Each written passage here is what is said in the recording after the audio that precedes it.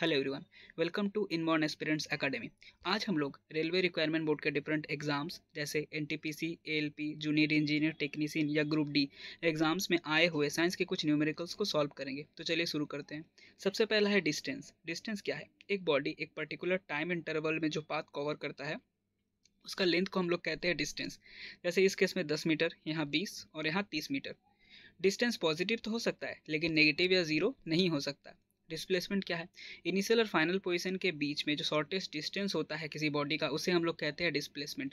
जैसे red arrow से show किया गया है ए और बी के बीच में जो शॉर्टेस्ट डिस्टेंस, फर्स्ट केस में ये है डिस्प्लेसमेंट, सेकंड केस में भी शो किया गया और थर्ड केस में ये है डिस्प्लेसमेंट।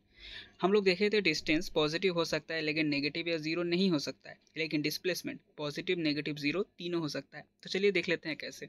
पॉजिटिव डिस्प्लेसमेंट केस में अगर हम लोग सोच लें कि अगर कोई बॉडी पॉजिटिव एक्स डायरेक्शन में मूव कर रहा है तो वो होगा पॉजिटिव डिस्प्लेसमेंट, लेकिन अगर कोई बॉडी नेगेटिव एक्स डायरेक्शन में मूव करे तो वहाँ उस केस में होगा negative displacement.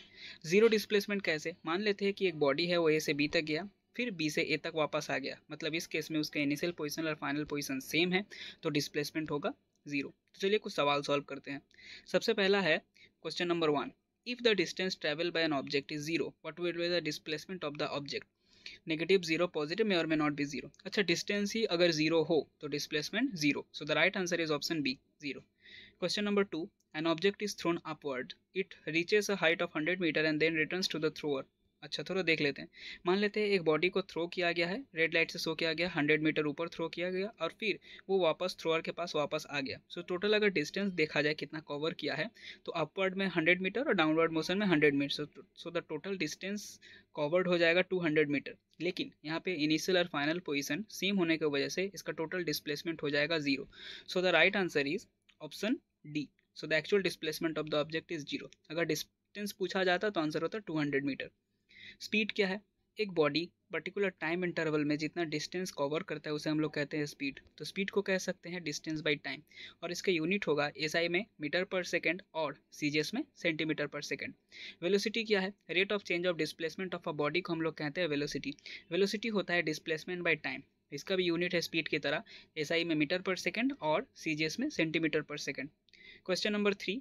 The product of the velocity and time provides distance, displacement, momentum या स्पीड।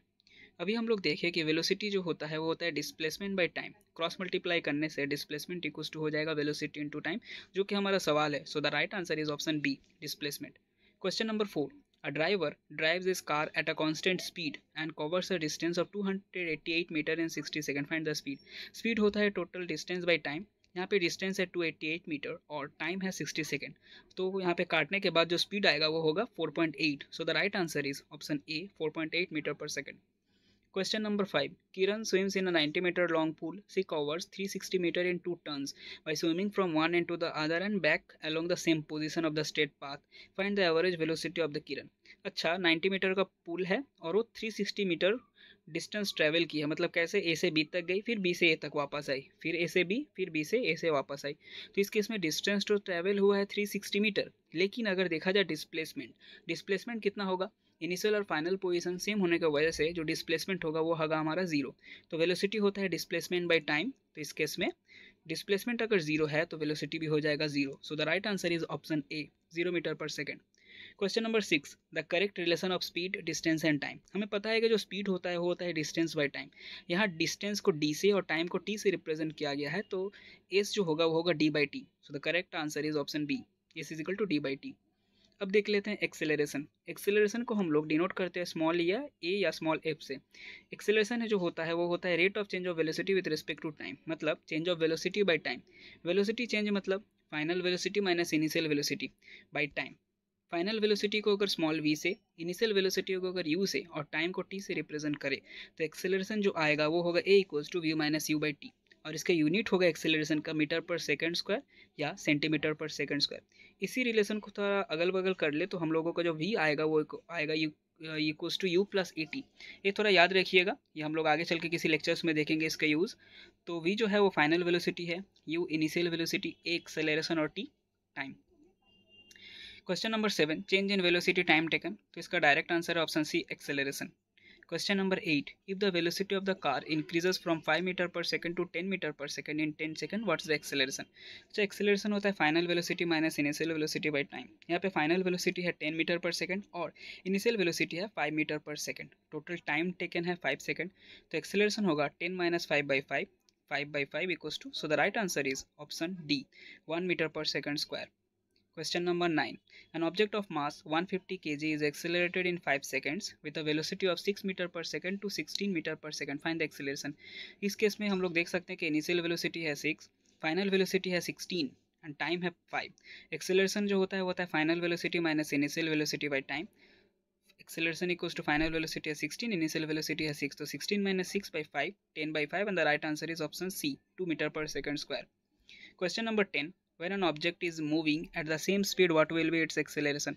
अगर सेम स्पीड में ट्रैवल कर रहा है तो उसका वेलोसिटी चेंज नहीं होगा, तो एक्सेलरेशन कितना आएगा? 0. Final velocity minus initial velocity जो होता है वो सेम आ जाएगा, तो ऊपर में न्यूमरेटर में आ जाएगा 0 और right answer is option C, 0.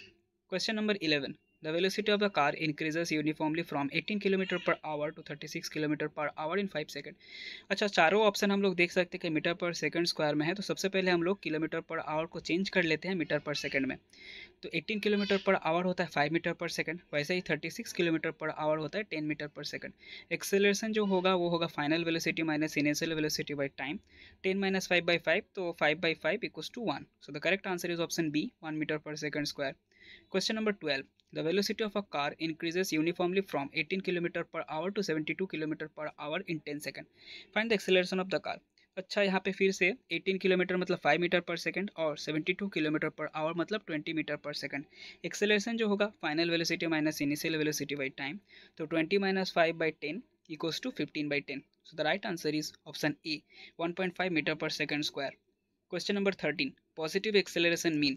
Acceleration जो होता है वो होता है final velocity minus initial velocity by time. ये दिया हुआ है पॉजिटिव, मतलब न्यूमेरेटर में जो है वो है पॉजिटिव, तो फाइनल वेलोसिटी जरूर इनिशियल वेलोसिटी से ज़्यादा है, तो इस केस में हम लोग कह सकते हैं कि वेलोसिटी इंक्रीज करेगा. So the correct answer is option C, the velocity of the object increases. इसी का अगर उल्टा होता तो उसे हम लोग कहते हैं नेगेटिव एक्सेलरेशन, जिसका और एक नाम है retardation. Question number 14. Starting from rest, Sunil's car attained a speed of 20 metre पर सेकेंड in 10 सेकेंड. कभी भी अगर सवाल में दिया रहा है स्टार्टिंग फ्रॉम रेस्ट, तो उस केस में हम लोग इनिशियल वेलोसिटी पकड़ेंगे 0, फाइनल वेलोसिटी दिया है 20 मीटर पर सेकेंड, टाइम दिया है 10 सेकेंड, तो एक्सेलरेशन होगा 20 माइनस 0 बाई 10, 20 बाई 10, तो 2 मीटर पर second square.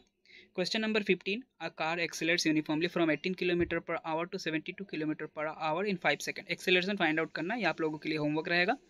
Next question number 16. Starting from a fix position, Soni catches a speed of 60 metre पर second in 30 second by bicycle. Calculate the acceleration. इस case में भी हम लोग इनिशियल वेलोसिटी को 0 पकड़ेंगे और फिर एक्सेलरेशन निकाल लेंगे. ये सवाल भी आप लोगों के लिए होमवर्क रहेगा, इसका आंसर आप लोग कॉमेंट सेक्शन में दीजिएगा. अगर आप लोगों को आज का वीडियो अच्छा लगा तो आप लोग शेयर और सब्सक्राइब कर सकते हैं. हम लोग नेक्स्ट टॉपिक देखेंगे मोमेंटम.